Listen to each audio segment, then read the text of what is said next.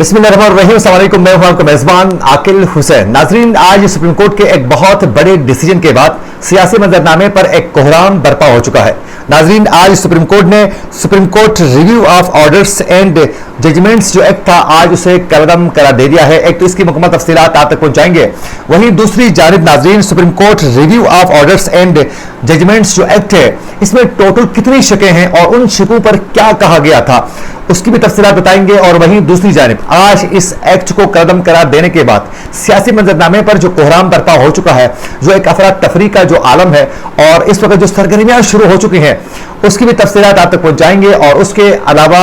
हमेशा अदालतों की जानिब से पाकिस्तान के सियासी मामलात और पार्लियामेंट की जो कानूनसाजी होती है, उसमें मुदाखलत से पाकिस्तान की सियासत और जमहूरियत को क्या नुकसान हो सकता है, ये भी बताएंगे। और उसके अलावा इस एक्ट को कलम करार देने के बाद आइंदा जो इलेक्शन में पाकिस्तान के कौन कौन से बड़े सियासतदान जो हैं वो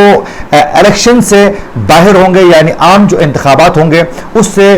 उनको नाअहल करार देकर बाहर रखा जाएगा, इसकी भी तफसीलात आप तक पहुंचाने की पूरी कोशिश करेंगे। नाजरीन, आप लोगों को यह मालूम होना चाहिए कि 19 जून को chief justice of Pakistan Amrita Bandial, justice Munif Akhtar और जस्टिस एजाजुल एहसन पर मुश्तमिल जो बेंच थी, उस बेंच ने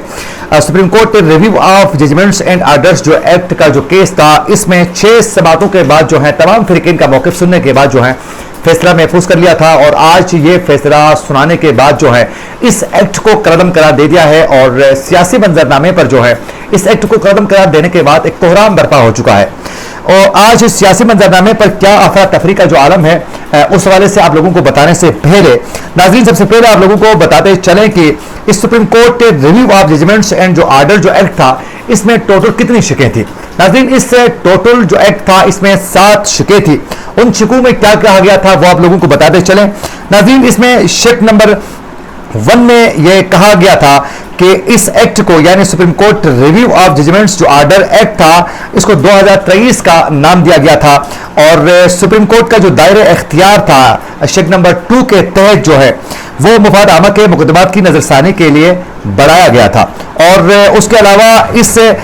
शिक के तहत ही मुफाद आमा के जो मुकदमात थे उनकी नजरसानी की जो अपील के तौर पर जो है इस पर सुना जाएगा। और शिक नंबर 3 के तहत नजरसानी की समाअत पर बेंच में जजों की जो तादाद है वो मरकजी केस से ज्यादा होगी, ये भी कहा गया था। और उसके अलावा शिक नंबर 4 के तहत नजरसानी में मुतासिरा जो फरीक है वो सुप्रीम कोर्ट का कोई भी अच्छे से अच्छा जो वकील है वो कर सकेगा। और उसके अलावा शिक नंबर 5 के तहत जो है एक्ट का इतलाक जो है वो आर्टिकल 3184 के पिछले तमाम मुकदमात पर होगा, यह भी कहा गया था। और उसके अलावा शिक नंबर 5 के तहत मुतासरे जो फरीक है वो एक्ट के इतलाक के 60 दिनों में अपील दायर कर सकेगा। जो भी फैसला उसके खिलाफ आ जाता है तो 60 दिनों के अंदर जो है अपने कानूनी जो माहिरीन है उनके साथ बातचीत के बाद जो है मुशावरत के बाद 60 दिनों के अंदर जो है वो अपील दायर कर सकेगा। और शिक नंबर 7 के तहत एक्ट का इतलाक मिलते जुलते कानून, ज़ाबिते या अदालती नज़ीर के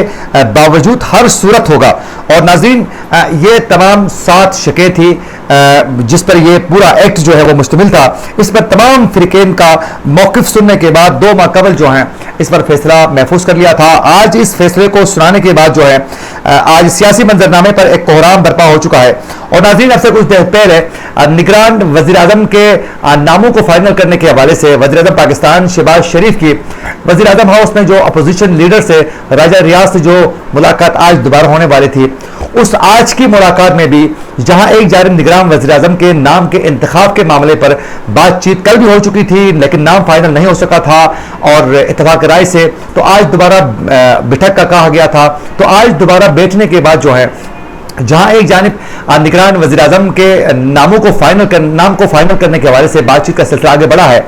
वहीं साथ साथ नाज़रीन इस मामले पर भी बातचीत की गई है। और उसके अलावा वज़ीर आज़म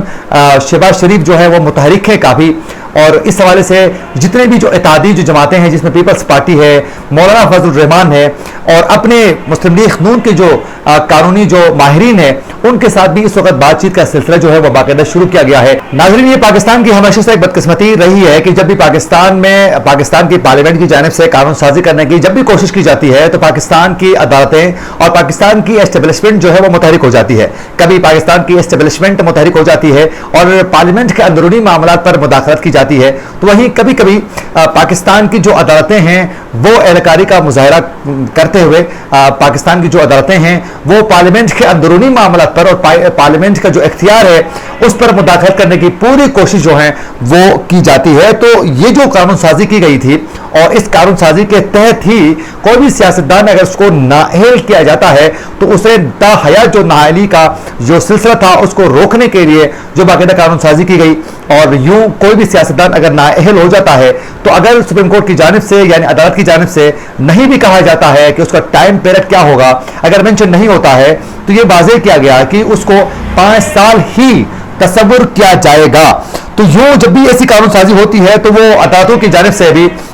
मुदाखलत जो है वो सामने आ जाती है। और नाज़रीन, इस केस को आज इस एक्ट को कलअदम करार देने के बाद जो है ये खदशा जाहिर किया जा रहा है कि नवाज शरीफ को पाकिस्तान की सियासत से -C रखने का एक रास्ता जो है वो खुल सकता है और उनके पास एक बेहतरीन मौका था अपील दायर करने का,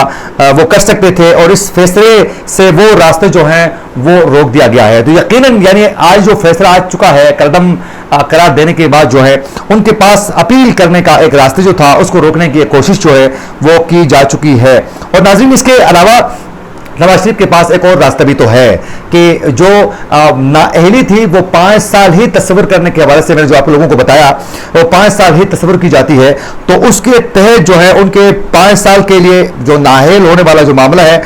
उस मामले पर भी उनके लिए रास्ता तो हमवार है नवाज शरीफ के लिए, लेकिन उस मामले पर भी उसे सुप्रीम कोर्ट जरूर जाना पड़ेगा। और नाज़रीन, जब पार्लियामेंट में यह कानून साजी हो रही थी तो यकीनन दूसरे मकासद भी तो जरूर होंगे, लेकिन उनमें से एक मकसद यह भी था कि नवाज शरीफ को जो पाकिस्तान की सियासत से माइनस रखने का जो फैसला किया जा चुका था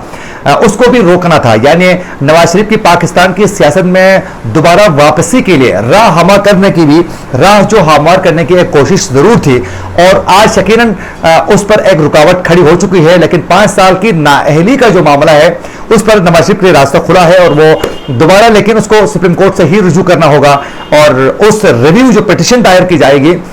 उसको भी सुनने के लिए ही चीफ जस्टिस अमृता बंदियाल ही मौजूद होंगे। तो फिर उस वक्त क्या होगा ये आने वाला वक्त बताएगा। लेकिन ये बदकिस्मती है कि पाकिस्तान के जो इदारे हैं वो पाकिस्तान के सियासी मामला पर मुदाखलत करना और बिलखुसूस पार्लियामेंट की कानून साजी पर इस तरह मुदाखलत करना वो पाकिस्तान के हक में किसी सूरत नहीं है। और इन पूरी सिचुएशन में अगर 90 रोज में अगर इलेक्शन हो जाते हैं तो इलेक्शन होने की सूरत में तहरीक इंसाफ की टॉप लीडरशिप यानी इमरान खान और मुस्लिम लीग नून की टॉप लीडरशिप यानी नवाज शरीफ जो है वो पाकिस्तान के आम इंतखाबात से बाहर हो सकते हैं। तो ये आने वाला वक्त बताएगा कि किस समत में